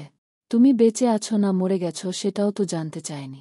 তাহলে তুমি কেন মিছিমিছি সম্পর্কটা বয়ে নিয়ে যেতে চাইছ? কোনো সম্পর্ক কি এভাবে একতরফাভাবে টিকে থাকে? জাইদ ভাইয়ার মতো একজন দায়িত্বজ্ঞানহীন, নির্দয় পুরুষের সাথে তোমাকে আমি আর মানতে পারব না। আমিনা আকাশের গালে ঠাস করে থাপ্পড় বসিয়ে দেয়। আকাশ হতবাক স্বরে বলে, তুমি আমায় মারলে আপু? হ্যাঁ, মারলাম। তোর স্পর্ধা কিভাবে হয় জাইদকে নিয়ে এমন কথা বলা? আর আমার লাইফের ডিসিশন কি এখন তুই নিবি? তোরা ছেলেরা কি বুঝিস সম্পর্কের মূল্য? একজন নারী বোঝে সম্পর্ক কতটা মজবুত। যেদিন আমি কবুল বলে জাইদকে নিজের স্বামী হিসেবে মেনে নিয়েছিলাম, সেদিন থেকে আমার মনে শুধু জাইদেরই নাম লেখা। ওর স্থান আমি কখনোই কাউকে দেইনি, আর না তো কখনো দেব। এত কিছুর পরও তুমি এই কথা বলছ আপু? বলছি কারণ আজ যা হয়েছে তার জন্য আমি দায়ী। আমার জন্য আমার বাবু হারিয়ে গেছে। এজন্যই জাইদ আজ আমার থেকে এত দূরে চলে গেছে। যদি এমনটা না হতো তাহলে কি জাইদ শুধু শুধু আমার থেকে দূরে যেত নাকি? সাফওয়ান চৌধুরী অবাক হয়ে আমিনার দিকে তাকায়। এই নারীর জীবনের কাহিনী সে জানে না, তবে এখন সে কিছুটা উপলব্ধি করতে পারছে কেন তখন ওনার চোখে কিসের কষ্ট ছিল। তাদের কথোপকথন শুনেই বোঝা যাচ্ছে যে এই নারীর জীবন কত কষ্টের। রোহন বলে উঠল, আমিনা ম্যাম কি তাহলে চাচ্চুর বউ হবে না? সালমা চৌধুরী বলে ওঠেন, আমি একটা বিবাহিত মেয়ের সাথে নিজের অবিয়াত্তা ছেলের বিয়ে দিতে চাই না। আমারই ভুল হয়েছে ঠিকভাবে খোঁজ না নিয়ে এখানে চলে আসা। সাফওয়ান, রোহন, চলো এখান থেকে। আমি আর এক মুহূর্ত এখানে থাকতে চাই না। বলেই তিনি সামনে এগোতে থাকেন। আকাশ তাকে আটকানোর জন্য বলে, দাঁড়ান, এভাবে যাবেন না। কিন্তু তিনি হুড়মুড় করে বেরিয়ে যান। সাফওয়ান কি মনে করে যেন আমিনার দিকে এগিয়ে যায়। গিয়ে বলে, এখানে যে অনাকাঙ্ক্ষিত ঘটনা হলো তার জন্য আমি দুঃখিত। আমার মায়ের ব্যবহারে কষ্ট পাবেন না। আমিনা করুণ স্বরে বলল, জীবনে এত কষ্ট সহ্য করেছি যে এখন এসব আমার আর গায়ে লাগে না। আমার মনে হয় আমার মনে কষ্ট সহ্য করার ইমিউনিটি তৈরি হয়ে গেছে। যাই হোক, আপনাদের কাছেও আমি ক্ষমাপ্রার্থী। আমার ভাই আর বড় আম্মু যে এমন পরিস্থিতিতে ফেলবে তা ভাবতে পারিনি। সাফওয়ান আর কিছু না বলে চলে যায়। আমিনা এবার আরুষির দিকে তাকিয়ে বলে, আকাশ না হয় ছোট বড় আম্মু, কিন্তু তুমি কিভাবে পারলে এমনটা করতে? তুমি কি বোঝো না আমি জাইদের স্থান কখনো কাউকে দিতে পারব না? যদি পারতামই তাহলে 6 বছর এভাবে কাটাতাম না, অনেক আগেই নতুন জীবন শুরু করতাম। তোমার থেকে আমার এটা আশা ছিল না বড় আম্মু। এভাবে আর কত কি সহ্য করব আমি? যদি আত্মহত্যা হারাম না হতো তাহলে এতদিনে। আমিনা! কেঁপে ওঠে আরুষির কণ্ঠস্বর। আমিনা নিজের ঘরের দিকে দৌড় দেয়। আকাশ ও আরুষি তার ঘরের দিকে যেতে চাইলে সায়রা খান তাদের পথ আটকে বলে, তোমাদের জন্য আমার মেয়ের আজ এই অবস্থা। কাউকে কিছু না জানিয়ে এভাবে হাটকারী সিদ্ধান্ত কিভাবে নিলে তোমরা? আমিনা শুধু জাইদকে ভালোবাসে, আর ওর সাথে জাইদের আবার একদিন পুনর্মিলন হবেই। ওরা একে অপরের জন্য তৈরি। তাই তোমরা দয়া করে ভবিষ্যতে আর কখনো ওদের আলাদা করার চেষ্টা করো না। বলেই সায়রা খান চলে যান আমিনার রুমে।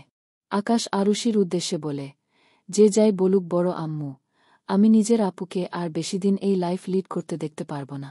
তুমি এবার নিজের গুণধর ছেলেকে দেশে ফেরানোর ব্যবস্থা কর। মনের দিক থেকে তো ওদের সম্পর্ক অনেক আগেই শেষ হয়েছে, এবার খাতায় কমলেও শেষ হোক। তারপর আমার বোনের আর নতুন জীবন শুরু করার কোনো বাধা থাকবে না। জাইদের থেকে বিয়ের প্রস্তাব শুনে জমে গেল রিয়াসা। সে বলার মতো কিছু খুঁজে পাচ্ছিল না। জাইদ বলে ওঠে, এছাড়া আমার আর কোনো উপায় নেই রিয়াসা, আবরাজের সুস্থতার জন্য হলেও। রিয়াসা বলে ওঠে, এটা কখনোই সম্ভব নয়। আমি আপনাকে সব সময় নিজের ভাইয়ের নজরে দেখেছি।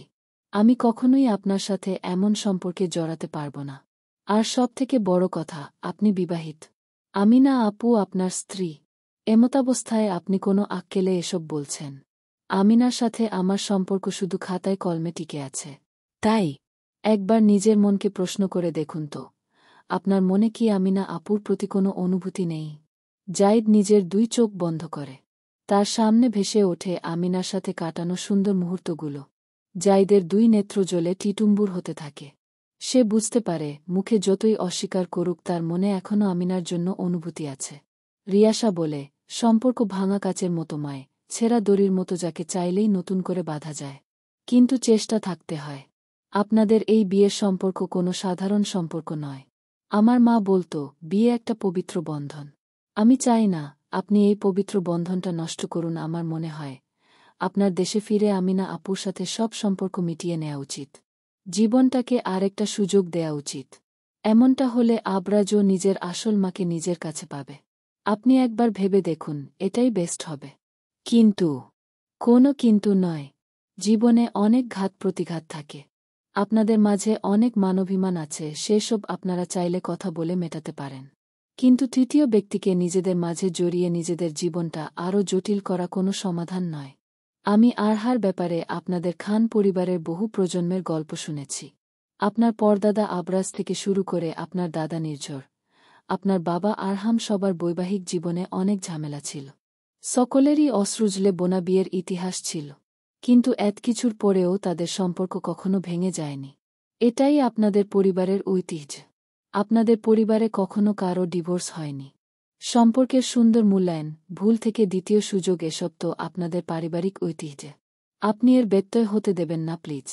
তাই আমার অনুরোধ থাকবে, সব ঝামেলা মিটিয়ে আবার নতুন করে সব শুরু করুন। এতেই সবার মঙ্গল হবে। বলেই রিয়াসা উঠে যায়। জাইদ তার বলা কথাগুলো ভাবতে থাকে। To be continue.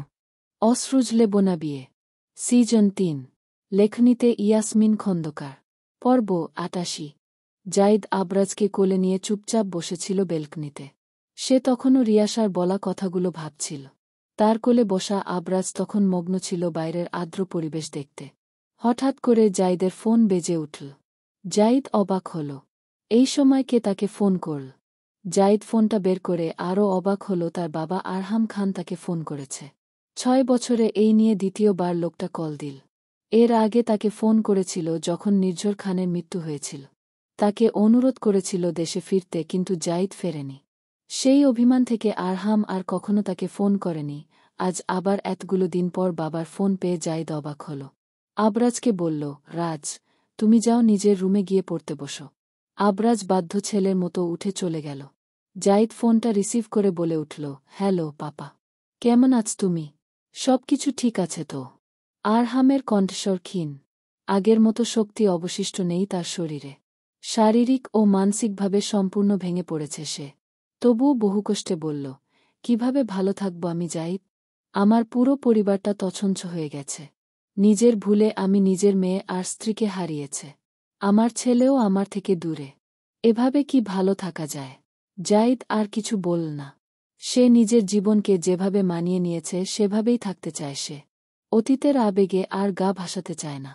এর মধ্যে আরহাম খান বলে উঠলেন, বহুদিন থেকে আমার শরীর ভালো যাচ্ছিল না। আকাশের অনেক জোরাজুরির পর ডাক্তার দেখালাম। আজ রিপোর্ট এসেছে আমি ক্যান্সারে আক্রান্ত। লাস্ট স্টেজ চলছে। কথাটা বলতে গিয়ে আরহামের গলার স্বর ভেঙে এল। জাইদও হতবাক হয়ে গেল। আরহাম বলতে লাগলেন, আজ জীবনের শেষ মুহূর্তে দাঁড়িয়ে তোমাকে আদেশ করার কোনো শক্তি আমার নেই। তোমার মা বোনের সাথে যোগাযোগ করার মুখও নেই। তাই তোমাকেই যা বলার বলছি, একবার দেশে ফিরে এসো। আমি মৃত্যুর আগে নিজের পরিবারটাকে আবার জোড়া দেখতে চাই। না হলে যে মরেও শান্তি পাব না। পাপা, এটাকেই নিজের পাপার শেষ ইচ্ছা ধরে নাও। এখন আসবে নাকি আসবে না সেটা সম্পূর্ণ তোমার ইচ্ছা। আমি তোমায় জোর করব না। বলেই আরহাম ফোনটা রেখে দিলেন। জাইদের চোখে জল চলে এলো। এতদিন সে নিজের পরিবারের কথা চিন্তা করেনি, কিন্তু আজ তার মন চাইছে আবারও ছুটে যেতে নিজের দেশে। নিজের বাবার শেষ ইচ্ছা সে ফেলতে পারবে না। আরহামের ভাবনার মাঝেই রিয়াসা সেখানে চলে এলো। রিয়াসাকে দেখেই জাইদ বলে উঠল, আমি কি করব রিয়াসা? আবার কি ফিরে যাব নিজের মাতৃভূমিতে?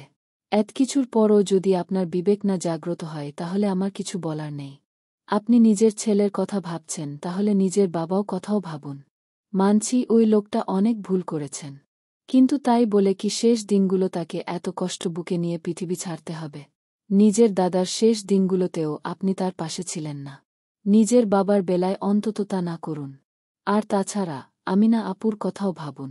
জাইদ বলল, বেশ, আমি দেশে ফিরব, তবে আমিনার সাথে সবকিছু ঠিক করার আগে আমি দেখতে চাই ও আমাকে ছাড়া, আমাদের ছেলেকে ছাড়া কেমন আছে। যদি ওকে দেখে মনে হয় ও নিজের কাজের জন্য অনুতপ্ত, তাহলে ওকে একটা সুযোগ দিতে পারি। রিয়াসা বলে, বেশ, তাহলে আপনি একা ফিরুন। আমি রাজকে নিয়ে এখানে আছি। রাজকে ছাড়া আমি একা দেশে যাব না। আমি এক কাজ করি, ওখানে একটা হোটেল বুক করে রাখি, তুমি রাজকে নিয়ে সেই হোটেলেই থেকো। বেশ, আপনি যদি তাই চান তাই হবে। কিন্তু আমিও একটা কথা বলতে চাই। আপনি যে বলছেন আপনি আমিনা আপুকে ক্ষমা করতে পারলে তবেই তার সাথে প্যাচ আপের কথা ভাববেন। কিন্তু একবারও কি ভেবেছেন আমিনা আপু আপনাকে ক্ষমা করতে পারবে কিনা? আপনি তার ছেলেকে 6 বছর তার থেকে দূরে সরিয়ে রেখেছেন। এরপর কি একজন মা হিসেবে সে আপনাকে ক্ষমা করবে? জাইদ কিছু বলার ভাষা খুঁজে পায় না প্রথমে। তবে তার ইগো তখনও কমেনি। তাই সে বলে, আমার মনে হয় না, নিজের ছেলের জন্য ও খুব একটা কষ্টে আছে। আমার মা বোনকে ও বাড়ি থেকে বের করে দিয়েছে। আমাকেও রাজকে নিয়ে ওর জন্য বিদেশে আসতে হয়েছে। অথচ ও এখনও খান বাড়িতে থেকে সব ঐশ্বর্য ভোগ করছে। সবই তো আছে ওর কাছে, তাহলে ও কষ্টে থাকবে কেন? বরঞ্চ আমাদের থেকে 1000 গুণে সুখেই আছে। এসব ঐশ্বর্য দিয়ে সুখ আসে না জাইদ ভাই। একজন স্ত্রীর সুখ তার স্বামীর কাছে, একজন মায়ের সুখ তার সন্তানের কাছে। যেই নারী এতগুলো দিন নিজের স্বামী সন্তানের থেকে বিচ্ছিন্ন আছে, সে কি সত্যিই সুখে আছে? আমার তো আপনার সঙ্গ দেয়ার জন্য নিজেই মাঝে মাঝে অনুশোচনায় দগ্ধ হতে হয়। আপনার কি তা হয় না? জাইদ আর কিছু বলে না। সে এবার দেশে ফিরেই যা বলার বলবে। তখন তার কাছে সবটা পরিষ্কার হবে। আমিনা নিজের রুমে বসে আছে। একটু আগেই তার আকাশের সাথে কথা হলো। আকাশ তাকে জানিয়েছে আরহাম খানের অসুস্থতার ব্যাপারে। আমিনা সব শুনে ভেঙে পড়েছে। এখনও কাউকে বিষয়টা জানায়নি। এর মধ্যে আরুশি খান এসে আমিনাকে বলল, আমিনা, রাত তো অনেক হলো, খেতে এসো। আমিনা আচমকা উঠে দাঁড়িয়ে বলল, বড় আম্মু, তুমি কি আর কখনো খান বাড়িতে ফিরবে না? আমিনার কথায় আরুশি হতবিহ্বল হলেন। বললেন, হঠাৎ আজ এত বছর পর এই কথা উঠছে কেন? আমিনা এবার আর নিজেকে ধরে রাখতে না পেরে কান্নায় ভেঙে পড়ল। আরুশিকে জড়িয়ে ধরে বলল, আমার জন্যই তোমাদের সাজানো সংসার ভেঙে গেছে। তারই কর্মফল ভোগ করছি আমি। বড় আব্বুর উপর তো এতদিন অভিমান নিয়ে দূরে থাকলে তুমি। এখন কি তার শেষ সময়েও তার পাশে থাকবে না? আরুষি হতবাক স্বরে বললেন, শেষ সময় মানে? এসব কি বলছো তুমি আমিনা? বড় আব্বু ক্যান্সারে আক্রান্ত। লাস্ট স্টেজ চলছে। ডাক্তার বলেছেন তার হাতে আর বেশি সময় নেই। আরুষি বিস্ফোরিত চোখে তাকালেন আমিনার দিকে। তার পুরো দুনিয়া কেঁপে উঠল। আরহাম, তার স্বামী, যেই লোকটা একসময় তাকে ভালোবাসায় মুড়িয়ে রেখেছিল, তার হায়াত শেষ হয়ে আসছে। আরুষি আর স্থির থাকতে পারলেন না। আরহামের সাথে কাটানো সকল সুন্দর মুহূর্ত, সব সুন্দর স্মৃতি তার মনে পড়ল। লোকটা নানা ভুল সিদ্ধান্ত নিয়েছে জীবনে, বারবার আরুষিকে কষ্ট দিয়েছে। তবুও তো ওই লোকটা আরুষির স্বামী, তার সন্তানদের পিতা, আরুষির জীবনের একমাত্র ভালোবাসা। আরুষির দুচোখ অশ্রুসিক্ত হল। হৃদয় ছিন্নভিন্ন হতে লাগল। তিনি বলে উঠলেন, চলে যাবে? ওই লোকটা এবার সব অভিমানের পাড় ঠেলে দূরে চলে যাবে, আজীবন আমায় কষ্ট দিয়ে গেল, আর যেতে যেতেও আমায় কষ্টের সাগরে ডুবিয়ে বিদায় নেবে। কেন? আমার জীবনটা কেন এমন হলো আমিনা? কি পাপ করেছিলাম আমি? কেন বারবার আমার আপনজনদের হারাতে হয়? To be continue. অশ্রুজলে বোনা বিয়ে, সিজন 3। লেখনীতে ইয়াসমিন খন্দকার। পর্ব 89। জাইদ আবরাজকে কোলে নিয়ে পা রাখল ঢাকায়। বিমানবন্দর থেকে বাইরে এলো সে। তার পাশেই দাঁড়িয়ে রিয়াসা। দীর্ঘ 6 বছর পর নিজের দেশে পা রাখল জাইদ। রিয়াসাও বেশ অনেকদিন পর নিজের দেশের মাটিতে পা রাখল। আবরাজ তো প্রথমবারের মতো নিজের দেশে এলো। সে অবাক স্বরে জাইদকে জিজ্ঞেস করল, পাপ্পা, এটাই কি আমার দেশ? জাইদ মাথা নাড়াল। আবরাজ খুশি হল। রিয়াসা জাইদের উদ্দেশ্যে বলল, এখন আপনার গন্তব্য কি? জাইদ বলল, চলো আমরা আগে থেকে বুক করে রাখা হোস্টেলে গিয়ে উঠি। তারপর বলছি। রিয়াসা সম্মতি দেয়। অতঃপর তারা ঢাকা শহরের একটি স্বনামধন্য হোস্টেলে যায়। সেখানেই একটি রুম বুক করে রেখেছিল জাইদ।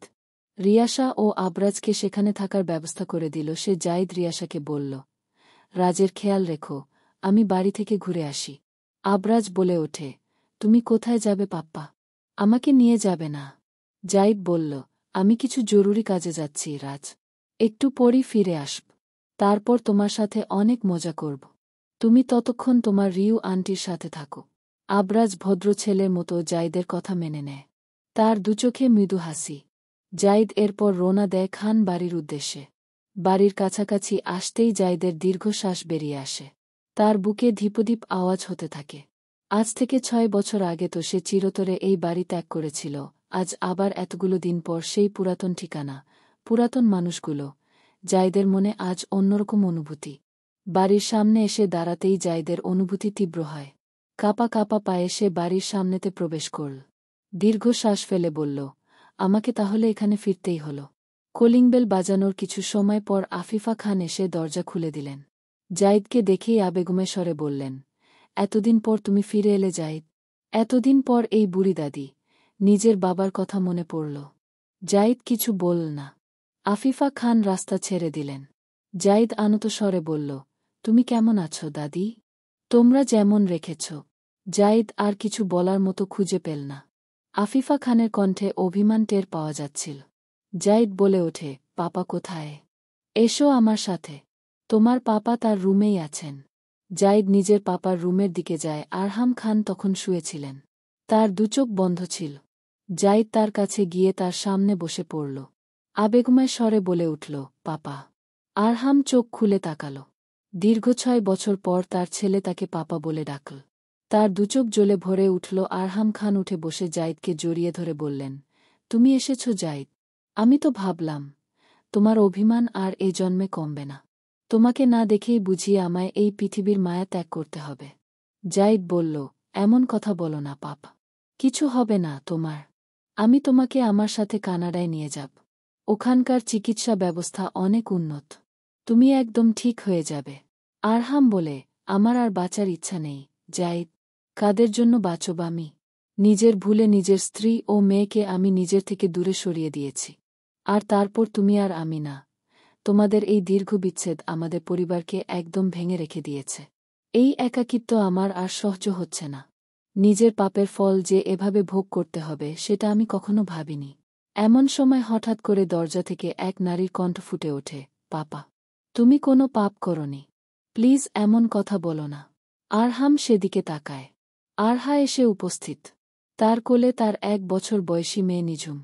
পাশেই মাশরাফি ও আরুষি দাঁড়িয়ে। তাদের দেখে জাইদ উঠে দাঁড়াল।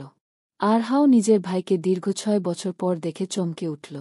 নিজের মেয়েকে মাশরাফির কোলে দিয়ে ছুটে এসে জাইদকে জড়িয়ে ধরে বলল, এত বছর পর তোমার আমাদের কথা মনে পড়ল ব্রো? কেন এতগুলো বছর আমাদের এত কষ্ট দিলে? আমাদের পরিবার আগে কত হাসিখুশি ছিল, অথচ কোথা থেকে কি হয়ে গেল? আজ আমাদের পরিবার একদম ছিন্নভিন্ন। সব হাসি খুশি সব মিলিয়ে গেছে। আরহাম আরহার উদ্দেশ্যে বলল, তুমি এসেছ আরহা। নিজের অপরাধী পাপাকে তাহলে এতদিন পর ক্ষমা করতে পেরেছ? আরহা আরহামের পাশে বসে বলল, এভাবে বলো না পাপা। আমি তোমাকে খুব ভালোবাসি। আমি জানি তুমি আমাকে যা বলেছিলে সব রাগের বসে। মন থেকে কখনো তুমি আমায় ঘৃণা করনি। তোমার চোখে আমি এখনো আমার জন্য সেই আগের ভালোবাসা দেখতে পাচ্ছি। বিশ্বাস করো, এই 6 বছরে যদি তুমি একবারও আমায় ডেকে পাঠাতে নিজে থেকে, আমি সব অভিমান ভুলে ছুটে আসতাম। কোনো মুখে তোমায় ডেকে পাঠাতাম আমি আরহা। আমি একজন ব্যর্থ বাবা। একজন বাবার কর্তব্য তার মেয়েকে আগলে রাখা, অথচ আমি তা পারিনি। তাই তো আজ সব হারিয়ে বসে আছি। মাশরাফি সামনে এগিয়ে আসে। সে এসেই বলে, আপনি চিন্তা করবেন না আঙ্কেল। আমাদের কারও আপনার উপর আর কোনো রাগ নেই। মাশরাফির কোলে থাকা নিজের নাতনি নিঝুমকে দেখে আরহাম আরও বেশি আবেগপ্রবণ হয়ে উঠলেন। আরহা মাশরাফির কোল থেকে নিঝুমকে নিয়ে আরহামের দিকে বাড়িয়ে দিয়ে বলে, এই দেখো আমার মেয়ে নিঝুম। ওর এবার 1 বছর হল। ওকে কোলে নেবে না পাপা? নিজের নাতনিকে আদর করবে না? আরহাম নিঝুমকে কোলে নিয়ে তার কপালে আলতো করে চুমু খেল।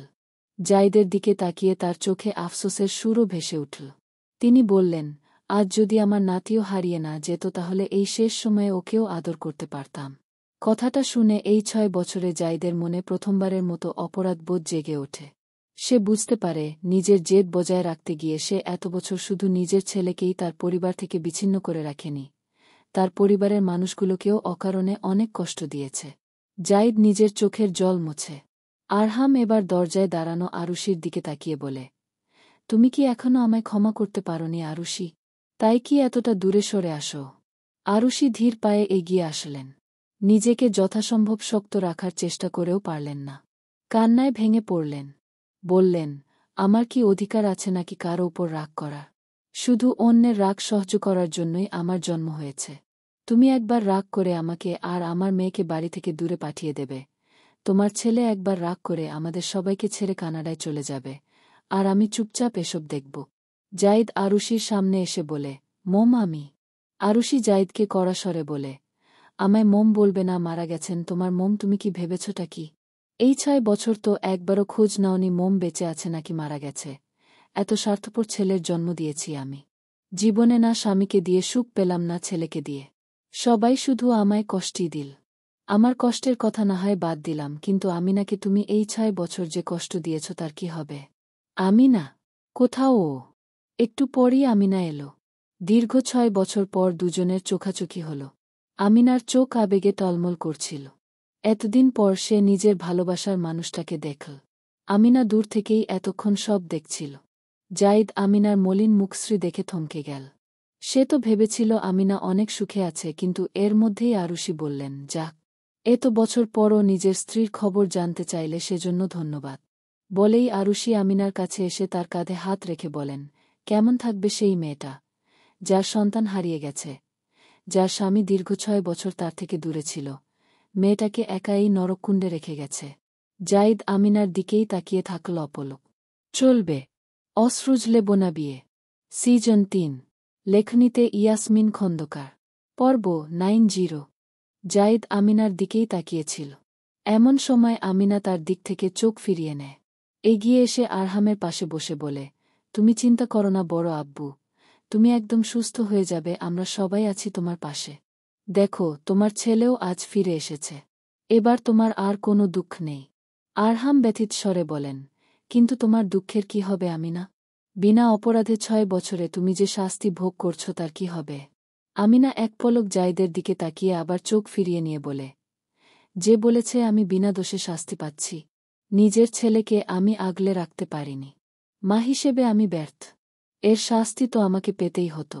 বলেই আমিনা উঠে দাঁড়িয়ে জাইদের উদ্দেশ্যে, এই 6 বছর এমন কোনো জায়গা আমি আমাদের ছেলেকে খোঁজা বাকি রাখিনি, কিন্তু ভাগ্য এতটাই বিড়ম্বনায় ফেলল যে। আমিনার গলার স্বর করুন। সে নিজের চোখের কোণে জমা জল মুছে বলে, ওই নার্সও হঠাৎ করে কোথায় যেন নিখোঁজ হয়ে গেছে। হয়তো তোমার কথাই ঠিক, উনি বাচ্চা পাচারকারী ছিল। আমার জন্য আমাদের বাবু আমাদের মাঝে নেই। তুমি আমাকে কখনো ক্ষমা করো না, কখনো না। বলেই আমিনা জাইদের দিকে ভালোভাবে তাকায়। জাইদের মনে এক অদ্ভুত অনুভূতি খেলে যাচ্ছে। সে নিজের অনুভূতিকে কিছুতেই প্রকাশ করতে পারছে। 6 বছরে এই প্রথম তার মনে অনুশোচনার অনুভূতি হচ্ছে, যা আগে ছিল অনুপস্থিত। জাইদকে চুপ দেখে আমিনা বলে, আমি জানি, আমার পক্ষে সংসার করা তোমার পক্ষে আর সম্ভব নয়। তাই যদি চাও তাহলে শেষ করে দিতে পারো। তারপর নিজের জীবন নতুন করে শুরু করো। বলেই আমিনা বেরিয়ে যায়। জাইদের ইচ্ছা হয় তাকে থামানোর, কিন্তু সে পারে না। ভেতর থেকে কিছু একটা তাকে থামিয়ে দেয়। আরুষিও বেরিয়ে যান রুম থেকে। আরহা জাইদের পাশে এসে দাঁড়িয়ে বলে, আমিনা আপুর উপর এখনো কি তোমার রাগ কমেনি ব্রো? আপু আজ থেকে 6 বছর আগেই আমার আর মাম্মার কাছে ক্ষমা চেয়ে নিয়েছে। আচ্ছা, আমাদের এই বাড়ি থেকে চলে যাওয়ার জন্য আমিনা আপুর থেকেও তো পাপার দায় বেশি ছিল। তাহলে তুমি পাপার প্রতি যদি কোনো রাগ না রাখো, তাহলে আপুর প্রতি কেন রাগ জমিয়ে রাখছ? আর যদি বলো তোমাদের বাচ্চা হারিয়ে যাবার কথাটা, তাহলে একবার নিজের বিবেককে প্রশ্ন করে দেখো তো, আমিনা আপু যা করেছিল তা কি ভুল? সে তো নিজের মা ও সন্তান দুজনকেই বাঁচাতে চেয়েছিল, কিন্তু মাঝখান থেকে কিভাবে কি হয়ে গেল? আরহা থেমে শ্বাস নিয়ে বলে, আমি বুঝতে পারছি। এই 6 বছরে তুমি অনেক কষ্টে ছিলে ব্রো। কিন্তু আমিনা আপু সুখে ছিল না, তোমার থেকে দ্বিগুণ কষ্টে ছিল সে। তুমি আমাদের ছেড়ে চলে যাবার পরই আমিনা আপু এই বাড়ি ছেড়ে বেরিয়ে যায়। মাম্মা আর চাচির সাথে একটি ছোট ফ্ল্যাটে থাকতে শুরু করে। জানো, এই 6 বছরে এমন একটা রাতও নেই যখন আমিনা আপু শান্তিতে দুচোখের পাতা এক করেছে। প্রতিটা মুহূর্তে সে কতটা কষ্টে কাটিয়েছে তার সাক্ষী আমিও হয়েছি। জানো, আমিনা আপু অপরাধবোধে একদম শেষ হয়ে গেছে। ঘুমের ওষুধ ছাড়া আপু দুচোখের পাতা এক করতে পারে না। সবকিছুর জন্য নিজেকে দোষারোপ করে। জাহিদ আর শুনতে পারছিল না। অপরাধবোধে তার ভেতরটা একদম শেষ হয়ে যাচ্ছিল। সে তো ভেবেছিল এখানে আমিনা সবার সাথে সুখে আছে, অথচ এই 6 বছর আমিনা এত কষ্ট পেয়েছে শুধুমাত্র তার হাটকারিতার জন্য। জাহিদের নিজের প্রতি বিতৃষ্ণা ও ঘৃণা জন্মাতে লাগল। সে মনে মনে বলল, এখন কিভাবে আমি সত্যটা সবাইকে বলবো? আমিনা বিনা দোষে এতদিন শুধু শুধু এভাবে শাস্তি পেল। আমাদের সন্তান তো হারায়নি। আমি তো এতদিন আমাদের ছেলেকে নিয়ে কানাডায় ছিলাম। বিনা দোষে ওকে এতটা ভোগান্তি পোহাতে হলো শুধু আমার জন্য। জাহিদ চোখ বন্ধ করে বলে উঠল, সবকিছুর জন্য আমি দায়ী। আরহা বলে, ব্রো। জাহিদ বলে, তোমাদের সবাইকে আমার একটা চরম সত্য জানানোর আছে। কি সত্য ব্রো? জাহিদ ভাবে সে আর কোনো লুকোচুরি রাখবে না। সব শোনার পর যদি সবাই তাকে ভুল বোঝে, ঘৃণা করে তাও সে সহ্য করে নেবে। আমিনাকে এই 6 বছর বিনা কারণে সে যতটা কষ্ট দিয়েছে তার বিনিময়ে অন্তত এটুকু সে ডিজার্ভ করে। জাহিদ আরহাকে বলে, তুমি মাম্মা, চাচি, আকাশ, আমিনা সবাইকে আজ দুপুরে বাড়িতে আসতে বলো। তোমাদের সবাইকে অনেক কিছু জানানো বাকি আছে আমার। আবরাজকে নিয়ে বাইরে একটি পার্কে ঘুরতে এসেছে রিয়াসা। মূলত আবরাজের জেদের কারণেই তাকে নিয়ে বাইরে আসা। আবরাজ পার্কে এসেও খুশি নয়, কারণ এখানকার পার্কগুলো কানাডার মতো সুন্দর ছিল না। আর না তো এখানে ম্যাপল ট্রি ছিল। তাই আবরাজ বলে, আমাকে ভালো পার্কে নিয়ে চলো রিউ। আমার এখানে একদম ভালো লাগছে না। রিয়াসা আবরাজকে বোঝানোর চেষ্টা করে যে এই পার্কটি অনেক সুন্দর। এভাবে বলছো কেন রাজ? দেখো অন্য বাচ্চারা কি সুন্দর খেলছে। কিন্তু আবরাজ বিরক্ত হয়ে একদিকে দৌড় দেয়। রিয়াসা তার পিছু পিছু যেতে নেয়। এমন সময় পার্কের গেট থেকে বের হবার সময় হঠাৎ করে আবরাজ ভারসাম্য হারিয়ে হোঁচট খেয়ে পড়ে যেতে নেয়। এমন সময় আমিনা দৌড়ে এসে তাকে আগলে নেয়। আবরাজ নিজের দুচোখ বন্ধ করে নেয় ভয়ে। আমিনা হতবাক চোখে আবরাজের দিকে তাকায়। সে তাদের বাড়ি থেকে বেরিয়ে এদিক দিয়ে হেঁটে যাচ্ছিল মনের দুঃখে। আবরাজের ভীত মুখশ্রীর দিকে তাকিয়ে তার মাতৃহৃদয় কেমন জানি ছটফট করে ওঠে। আমিনা আবরাজের মাথায় হাত বুলিয়ে বলে, চোখ খোলো বাবু, তোমার কিছু হয়নি। আবরাজ ধীরে ধীরে চোখ মেলে তাকায়। রিয়াসা দূর থেকে আমিনা ও আবরাজকে একসাথে দেখে থেমে যায়। মৃদু হেসে বলে, ভাগ্যের কি তাহলে এই ইচ্ছা ছিল? 2 মাছেলের দেখা তাহলে হয়েই গেল। পরক্ষণেই সে কিছু একটা ভেবে একটা গাছের পেছনে লুকিয়ে পড়ে বলে, জাহিদ ভাইয়া চান না যে আমিনা আপু সত্যটা জানুক। তাই উনি না বলা পর্যন্ত আমি আমিনা আপুকে কিছু জানাতে পারব না। এদিকে আবরাজ ভ্রুকুটি করে আমিনার দিকে তাকিয়ে বলে, কে তুমি? আমাকে বাবু কেন বলছ? আমার নাম তো আবরাজ। কানাডায় থাকায় আবরাজের গলার স্বর অনেকটা বাংলা ইংরেজি মেশানো। ভীষণ আদুরে লাগে শুনতে। আমিনা আবরাজের কথা শুনে হেসে বলে, আমি তো তোমার নাম জানতাম না, তাই বাবু বলে ডাকলাম। আবরাজ বলে, বাবু নামের কাউকে তুমি চেনো নাকি? আমিনার বুকে যেন উতালপাতাল ঝড় ওঠে। সে নিজের চোখের জল লুকানোর চেষ্টা করে, যদিও ব্যর্থ হয়। আবরাজ বলে, তুমি কি কাঁদছ আন্টি? আমিনা নিজের চোখের জল মুছে বলে, কই না তো। বাবু কে? আমার খুব কাছের একজন, যাকে আমি নিজের ভুলে হারিয়ে ফেলেছি। নিজের কষ্ট থেকে বেরিয়ে আমিনা আবরাজকে বলে, কিন্তু তুমি এখানে একা কি করছ? তোমার মা বাবা কোথায়? এভাবে একা ঘুরে বেড়ানো ঠিক না। না হলে তুমিও বাবুর মতো। বলতে গিয়ে থেমে যায় আমিনা। আবরাজ বলে, আমার পাপ্পা তো কিছু জরুরি কাজে বাইরে আছে, আর মাম্মি। আবরাজের মুখে দুঃখ ফুটে ওঠে। আমিনা আবরাজের এমন চেহারা দেখে বলে, কি হয়েছে তোমার মাম্মির? আবরাজ আর কিছু না বলে দৌড়ে আবার পার্কের ভেতরে যায়। আমিনা পেছন থেকে বলে, এই বাচ্চা, শোনো। কিন্তু আবরাজ দাঁড়ায় না। একটু দূরে যেতেই রিয়াসা তাকে আগলে নেয়। এদিকে আমিনা ফিরে যেতে যেতে বলে, বাচ্চাটাকে কেন আমার এত আপন লাগছিল? ওর দিকে তাকিয়ে কেন আমার হৃদয় এভাবে কেঁদে উঠল? ওকে তো আমি চিনিও না। এসব ভাবতে ভাবতেই সে সামনের দিকে এগোতে লাগল। এমন সময় হঠাৎ তার সামনে একটা গাড়ি এসে থামল। সেই গাড়ি থেকে নেমে এলো সাফওয়ান চৌধুরী। চলবে। গল্পটি কেমন লাগল? কমেন্টে আপনার মতামত লিখুন। আপনি কি এই গল্পের চরিত্রদের সাথে একমত? নিচে জানাতে ভুলবেন না। ভিডিওটি যদি ভালো লাগে, লাইক ও শেয়ার করুন এবং সাবস্ক্রাইব করে নতুন গল্প পেতে থাকুন। পরবর্তী গল্পের জন্য কোনো ধরনের গল্প চান, আমাদের জানাতে কমেন্ট করুন।